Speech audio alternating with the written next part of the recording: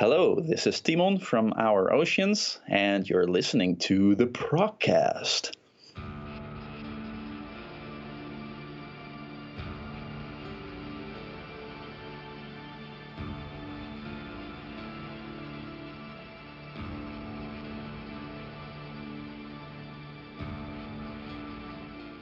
Welcome back to another episode of the Progcast.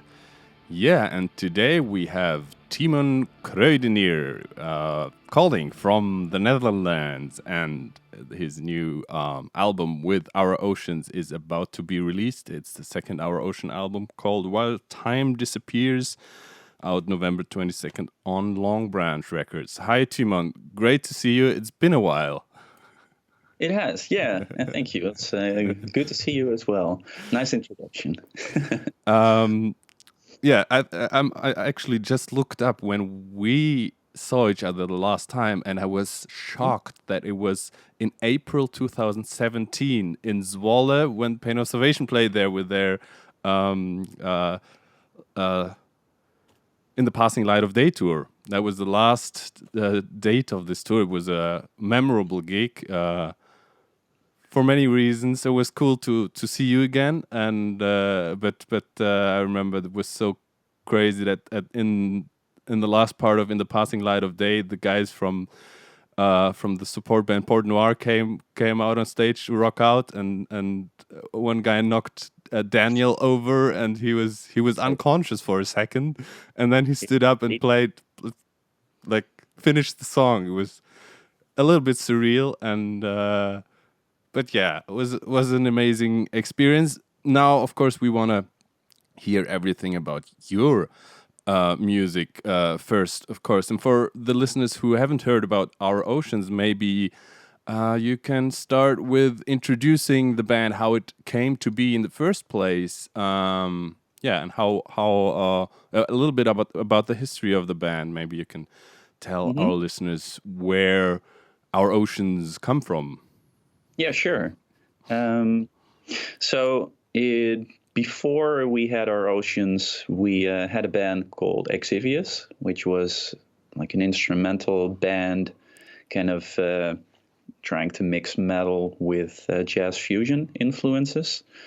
And like a couple of years ago, or actually for a long time, I've wanted to explore some different styles of music.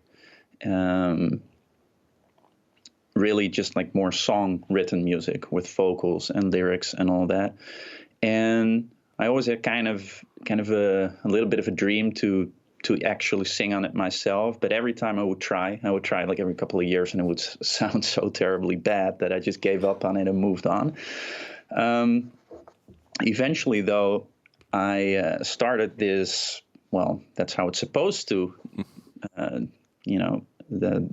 the idea was for me to write kind of the songs for an Our Oceans type of band, and then have my friend Nora, who's a singer, sing on it. But so that's how it all started, kind of just as a side project type thing.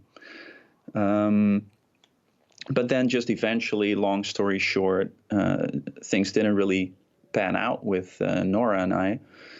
And so then we reached this point when we had like a full album done, like it was all recorded, like all the parts and all the, everything was fully fleshed out, but it was missing the vocals. And then it was just kind of a coincidence that 6 months prior to that, I started kind of learning how to sing, kind of just realizing that, or hoping at least that it is something you can learn, not try every couple of years and fail. What else in life works that way, right? Like there's no skill you can just like pick up miraculously. But for some reason, like many people think singing is like that, and me too back then. Yeah. Anyway, so yeah, it was just 6 months of training, so not long at all, and I was really unsure if I should do it. Never really recorded anything before that, but still, I thought like, well, this is kind of the right, the perfect opportunity to really give it a try, And then I just also promised myself, like, okay, let's do this. And then I'm going to be easy on myself with, like, I'm going to allow myself to do hundreds of takes, thousands of takes until it's good. You know, it's okay if I cannot do it live yet. So that's what I did. Lots of auto tuning. And it came out somewhat okay. So that was the first self-titled Our Oceans album in 2015, right? Exactly. Yeah. And did you released that independently? ? Yeah.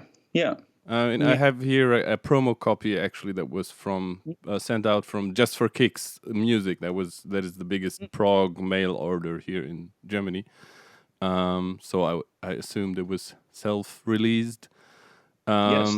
Yeah, and now 5 years later, with the second album, you're signed to the German label Long Branch Records now, and it's been 5 years in the making. I kind of remember, was it this year, like this February or last year, that you guys were actually confirmed for Complexity Fest, and then you kind of said, okay, we want to finish the album actually first before we go out and play the stuff.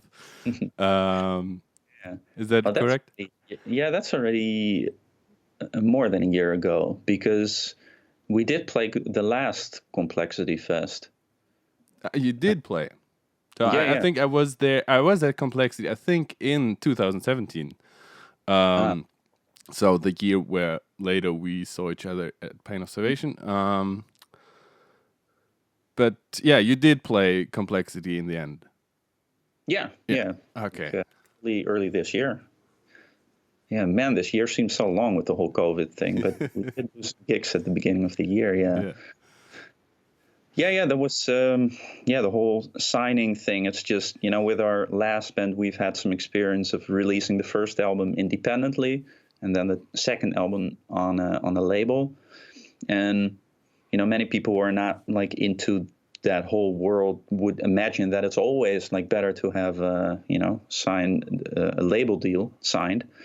But there's many pros and cons to both situations. So but this time around we tried it again, and so far so good. The label has been really kind to us, and it's just really easygoing, and they seem to do their job well, so that's most important, of course, for us.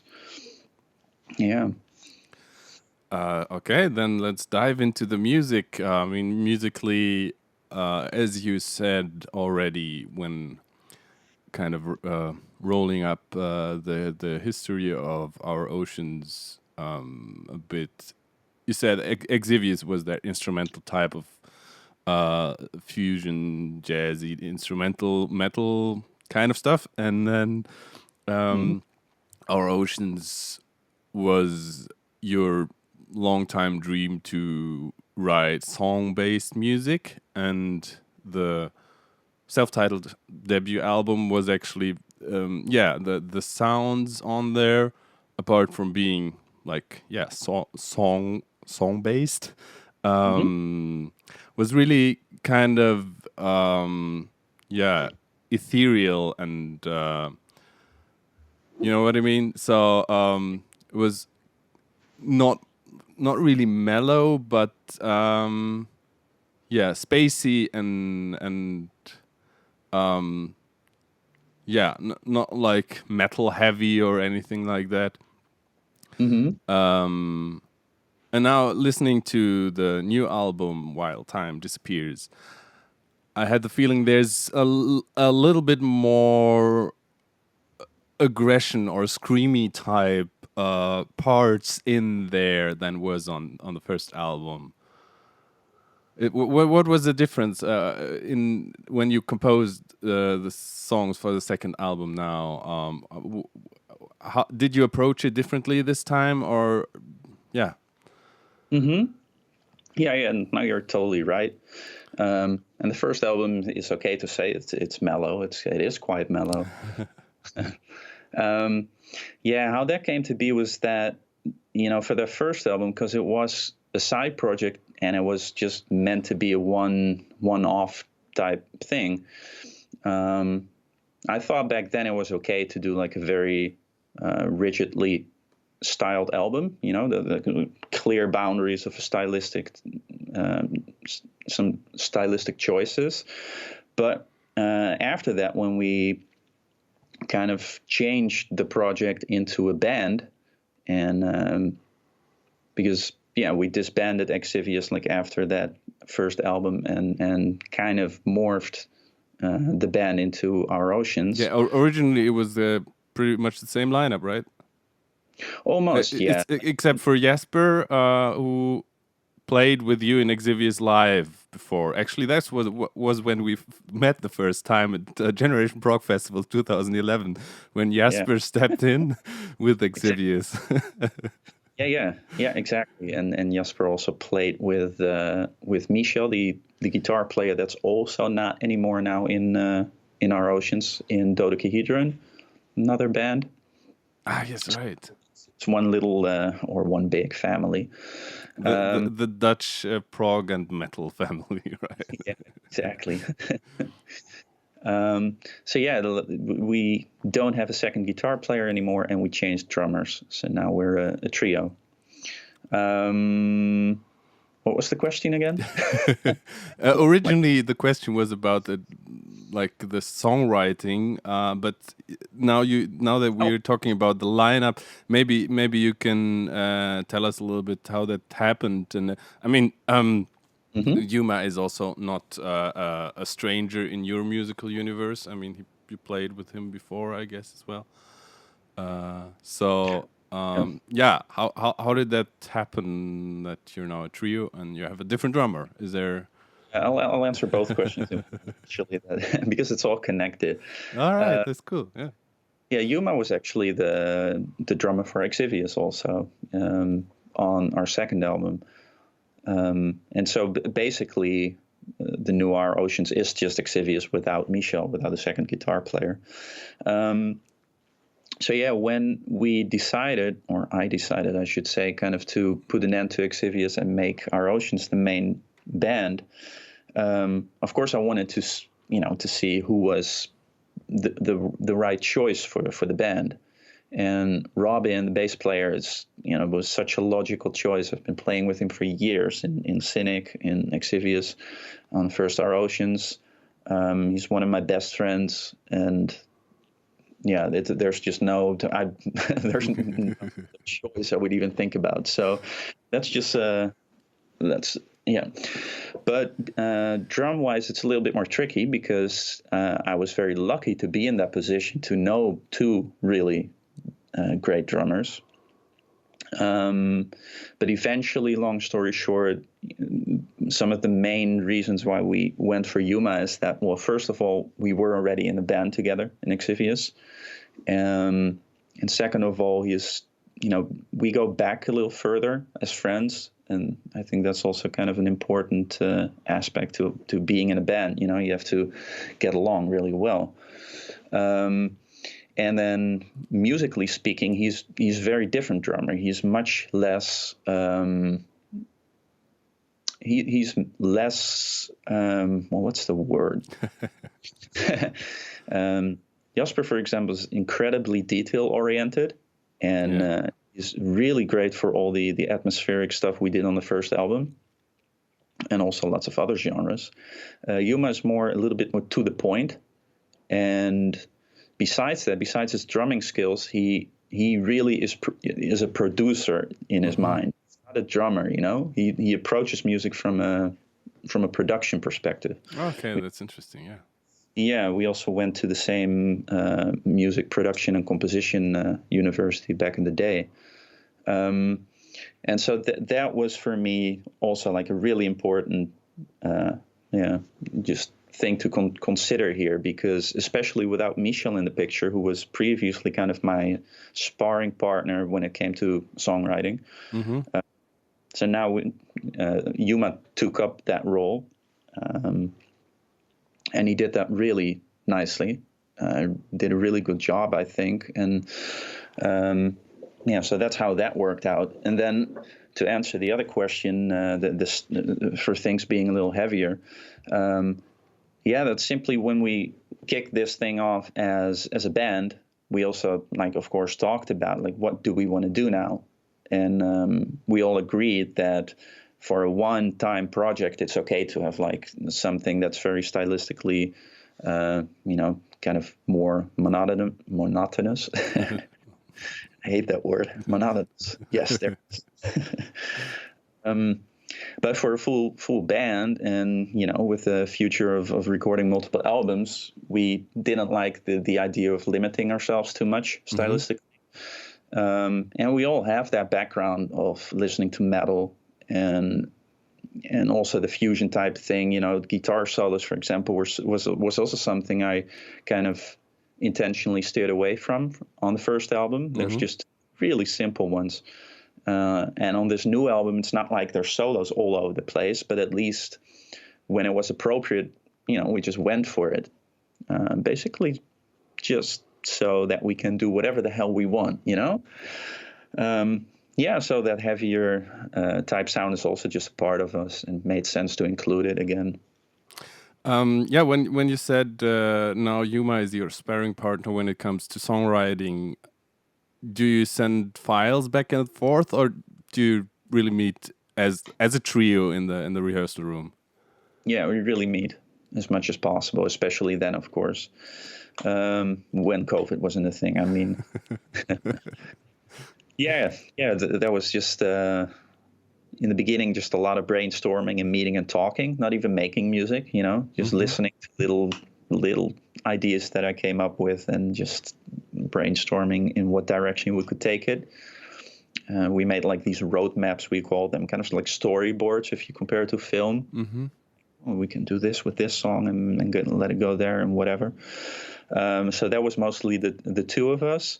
And Robin came in a little bit later. Like he's, you often see that with musicians. They either are good at being involved in an early stage where they need to have some imagination of where things are going, or some other musicians need a little bit more of a concrete foundation in place for them to flourish and do their thing. And Robin is more like that. So once we had like kind of established rough outlines for all the songs, we met up with the three of us as much as possible.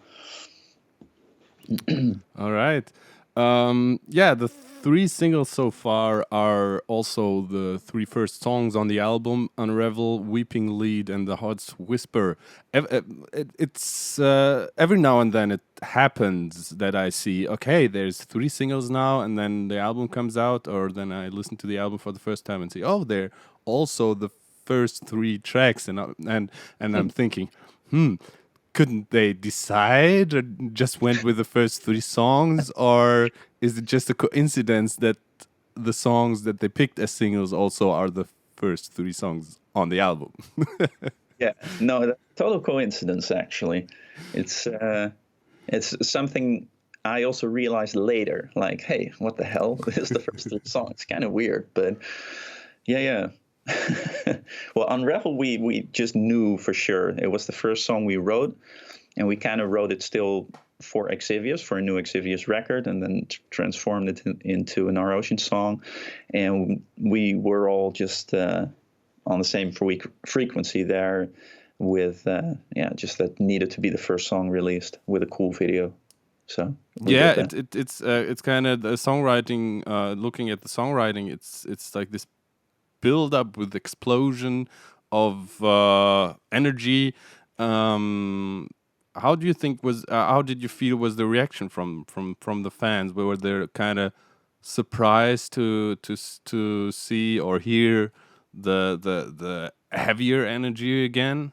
So yeah, well, the response was really, really good. But of course, well, maybe not, of course, but, I can imagine that, for example, when we kind of did that first Our Oceans record, I think we took a lot of, or some fans with us, but also left some behind. So we have those people with us, but we also made some new fans who have no idea about our Exvius past and don't care about it, So I can imagine, or cynic for that matter. Same thing, yeah, right. So I can imagine that, for example, someone who doesn't have a lot of affinity with metal, and that they would like the first album and not so much the second. But all in all, I don't really care. Well, it's all there. It just has a little bit more punch at some points. Two tracks that stood out for me when I was listening to the album in the last days was actually, I would say at this point my favorite song would be "Your Night, My Dawn." Interesting. I think that's the most interesting song, also songwriting wise, because it has this dark groove and like intensity that's like a little bit subdued but still intense. You know what I mean? Oh, nice. Well, I like your description. And I would say the second. The other song that stood out was the closing song, actually, with Hands Torn Open. Nice. That also kind of fades out in a similar groove style than Your Night, My Dawn, but it's also like these are, for me, the two standout tracks, I would say. Oh, it's cool to hear. Like, coincidentally, I like this reviewer contacted me some days ago, and he told me the exact opposite. So that he didn't like those two that much. It's always good, right? Like, have the opinions kind of divided. Your Night, My Dawn was an interesting track because that is the track we really allowed ourselves to do something differently, and didn't care so much if it would fit in with the rest of the album. It's cool to, what I spoke about earlier, I think, to grant yourself like creative freedom, but also I find it very important that there's still some kind of cohesiveness to an album. So having said that, like, I like it when bands have maybe one or two songs that really kind of veer off into a different direction. Mm-hmm. And for us, that was that song, and that one, it's also has a fun history in that I think most musicians in their spare time, they just like to fool around sometimes also with different styles of music. And for example, me back in I think 2003 or 4 or something, quite a long time ago, I made this like really stupid dance track, and it was never meant to be serious. It was like lepers or what, like SMS. What? Okay. I think I need to send you a SMS from Einar and Toro from 2001 or something. It's like a very, very funny, stupid Eurodance track in Norwegian, and I think you're gonna have a fun time listening to it. It's become like the biggest meme in the Leprous fan community. I totally missed that, and I love it. But sorry, go on. Over. Go on with your dance track.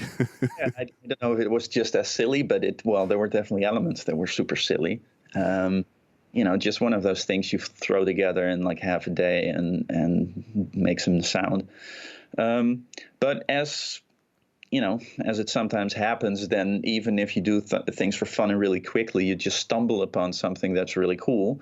And I stumbled upon like that chord progression of that song, and I've always wanted to do something with it, in some kind of serious context. Mm-hmm. And it just took a long time to do something with it, but now we finally found, kind of, and also it was a cool opportunity for us to try something, with a more hypnotic type of beat. Yeah. It's just something we wanted to explore. We all, Yuma and I especially, we really like John Hopkins. I don't know if you know that electronic dance composer, whatever. Not familiar with him, to be honest. Yeah, well, he's a good one to check out. He's like one of those guys, it's kind of maybe a bit of a weird label, but like prog dance, if you would define it like that. It's quite intricate how it's all, but if you really analyze it, it's quite intricate, but if you listen to it, it's just very easy to listen to and really nice sounds. And anyway, so we took some inspiration from him and kind of made our own dance track, even though it's not dance at all, but and that's how it turned out. Yeah, very, very, very interesting. While Time Disappears, the second Our Oceans album, about to come out. Before we go into our last section of the interview, we already talked a little bit about the history, and I always make a little playlist that is accompanying this episode. So what I do with this playlist is that I put, of course, the new singles for the album that we were talking about on there, but also like a best of this of the artist of the band. And I mean, your discography is not as huge as other guests I had on here. So I think we could quickly go through, and you can pick your favorites if you want. Okay, sure. And I mean, we have the 3 singles from While Time Disappears. Then we have, of course, the first Our Oceans album, but I think we could also drop some Exvius in there if it's on Spotify. I don't even know if it's Exvius. Yeah, should be okay. So for which song would you take? You can also take 2 from the self-titled Our Oceans album. Which songs would you pick to present to new fans who haven't heard Our Oceans before, to show them a little bit what Our Oceans are about? From the first one? Yeah. Probably the opening track, What If? It's quite mellow, but it's still, to me, it's one of the better songs I ever wrote. I still quite like it. But it's quite different from the new album, I guess. But yeah.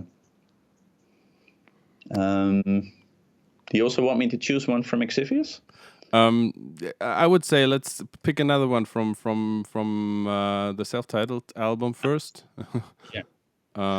Because the discography is so short that we can definitely put 2 songs here.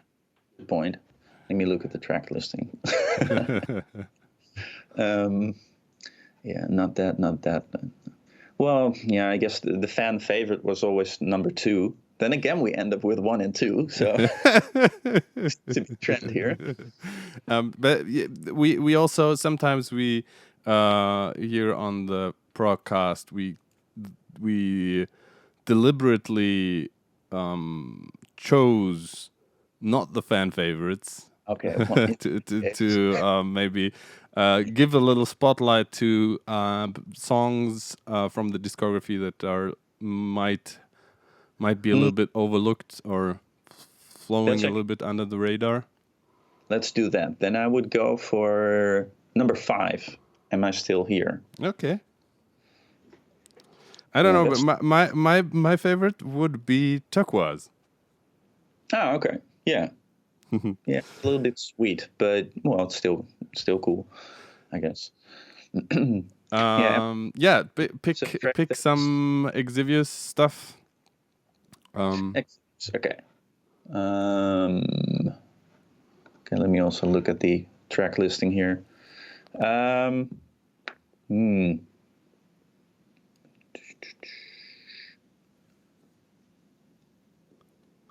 Well, I think my favorite song I ever wrote for that band is still And Trust, number 1 from Liminal. Again, number 1. I think I just put the best songs always on number 1, you know? Do you also want 2? Whatever you want. You can also just pick 1 of each. Let's do that. Then let me look at the first album. Man, such an old album now. Let's do An Elusive Need, number 9 from the debut album of Exvius. It's the last song for a change. Indeed. All right. Now, to fill up the playlist, we have a little section at the very end of our interviews always that I really like, and we call that "What's in Your Walkman." So, what have you listened to lately? Is there anything that you would like to recommend to your fans, to our listeners? Anything specifically? Can be old, can be new, can be well known, can be obscure. Yes. Well, it's a Yes. good thing I'm behind the computer and I can call on, I can fire up Spotify. Recently listened. Yeah, I'm so terrible with that stuff. I have been listening to music actually again. That's always so nice at the end of like when you're about to release an album. You have to make all the graphic design and the artwork and shirts, all that type of work where you can actually listen to music. So,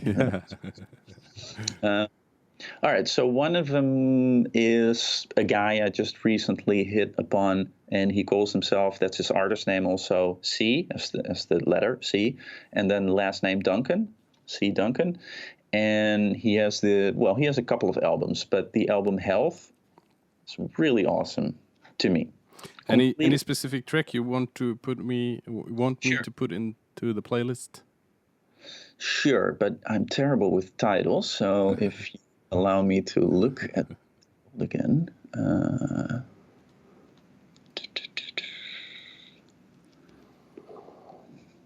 not sure what that song was called. Can I put something on right now, or is it like gonna? Yeah, you can write it to me later. One artist that I really love these days is Moses Sumney. Is his name?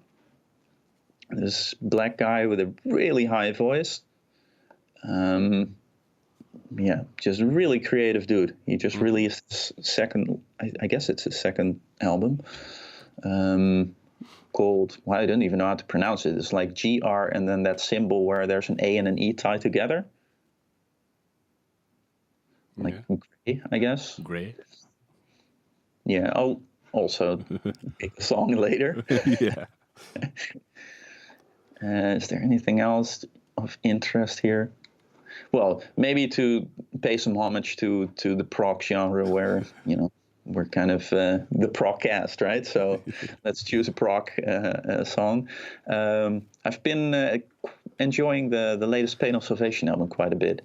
And it's also quite a nice coming home to the conversation, right? Where since that was the last place where we met. Which song do I like from this one? I think I like Restless Boy most. Okay. Have you been enjoying that album as well? Yeah, it's different.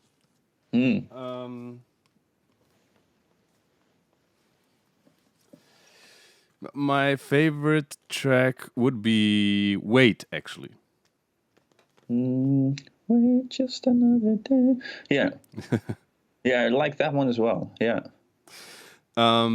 I actually also put Pain of Salvation into my What's in Your Walkman list for today, but the Perfect Element remixed and remastered that I already got the promo for, and I think it's out. It's out a week before the new Our Ocean album drops. So that's really interesting to listen to. A couple of really cool bonus tracks on there as well.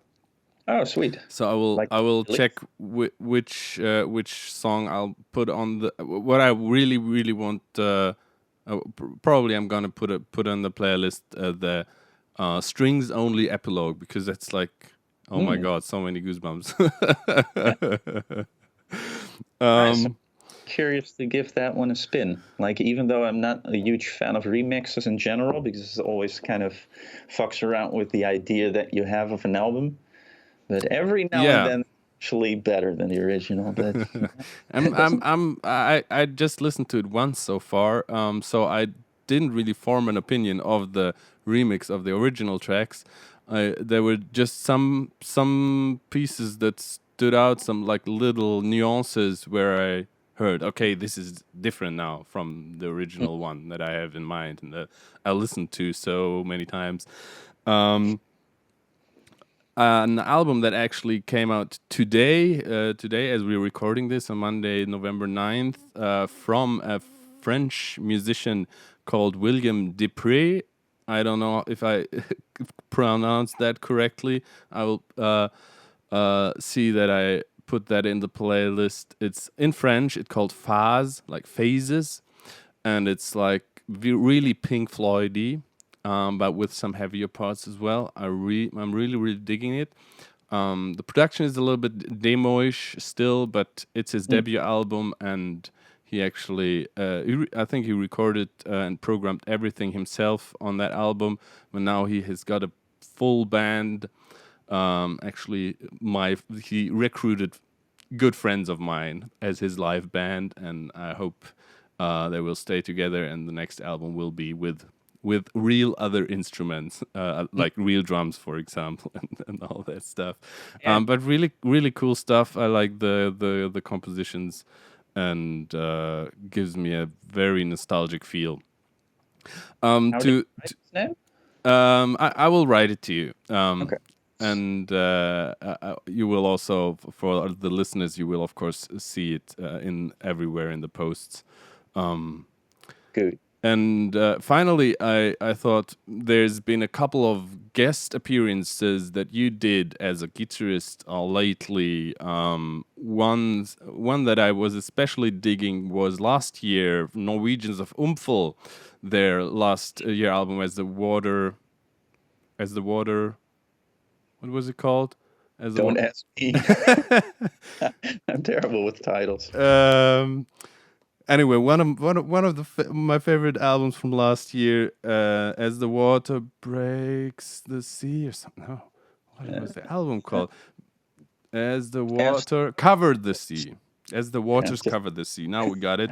And you played on the song Shofar, right?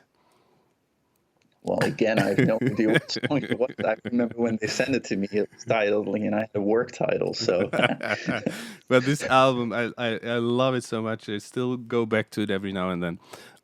Terrific album from Umpfel, that I also put in the top of my 2019 list, in the top 10.